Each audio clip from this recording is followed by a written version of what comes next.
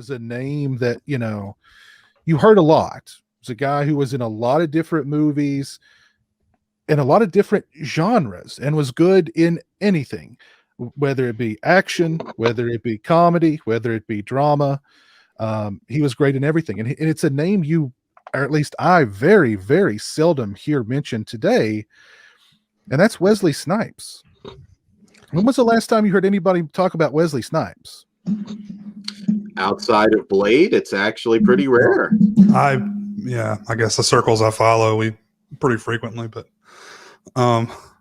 you said that today, and I was like, oh shit, did he die? And I went and searched all over, the news. I did the same thing. But no, I think it's funny how, because you think of, you don't really lump him into like being an action hero from the late 80s into the 90s and stuff, but he was in a ton of great action flicks. Oh yeah. If you think, Demolition Man, everybody loves Demolition Man, am I right? Oh, yeah. He did some great dramatic work in Mo Better Blues and Jungle Fever and New Jack City. The comedy stuff he did, To Wong Fu, White Men Can't Jump. I actually heard that White Men Can't Jump was one of Stanley Kubrick's favorite movies. Wow. Can you imagine Stanley Kubrick watching White Men Can't Jump? No. But dunk it again, Wesley. But he did like 3 or 4 different movies with Woody Harrelson. They became like quite a little duo there. Money Train, early Jennifer Lopez movie, I believe. Yeah. Mm-hmm. Money Train, definitely. Yeah. Passenger 54. Just lots and lots of stuff. There for a while, he was like a big time A-list actor that could do anything because he was super athletic. So the action kind of stuff was just nothing. He had great comedic timing, and he was just a strong actor, period. Mm-hmm. And of course, he had like a bit of a career resurgence with Blade and Blade 2. Then Blade 3 happened. Then the IRS stuff happened, prison. And now it's like he's still in prison. It seems like nobody really talks about him. And I was thinking about him the other day and just going over all of the great films that he was in and how, eclectic his career was and how he could do everything and do it really, really well. Now Blade Trinity is a mess. There was a lot of reports from the set of that movie that Wesley Snipes was not happy. There was a report that he was hard to work with. He was unhappy. He tried to choke out David Goyer, which Goyer probably deserved it. Yes. Yeah. But see, here's the thing too that nobody talks about that probably pissed him off, and I can totally understand it. This is the 3rd Blade movie. It's called Blade. He's Blade. Yet it seems like the focus of the movie are these 2 other characters that they're wanting to start this whole other franchise with. Mm-hmm. So you've got their pictures on posters that say Blade, but where's his picture? It's Blade Trinity and there's Jessica Biel. Blade Trinity, there's Ryan Reynolds, but where's Wesley Snipes? So it was kind of, I can understand if he felt like this was being taken away from him. I'd be a little pissed off too.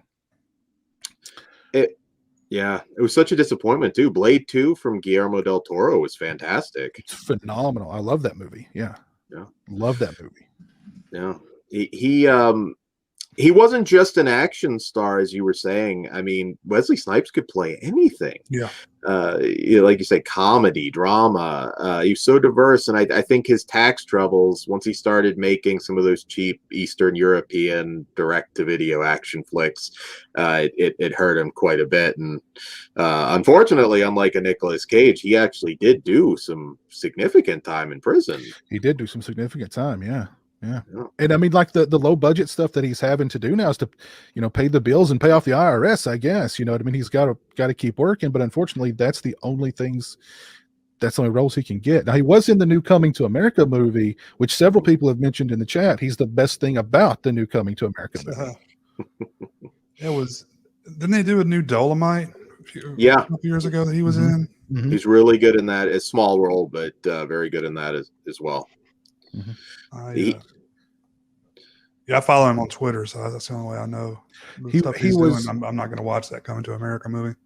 He was a martial artist. He got into karate and the martial arts, and that's how he got as athletic as he is. But it's funny because he couldn't play basketball. He couldn't shoot the ball. He couldn't dribble it. He couldn't do anything athletically. Like if you watch Major League, you never see I forgot about Major League.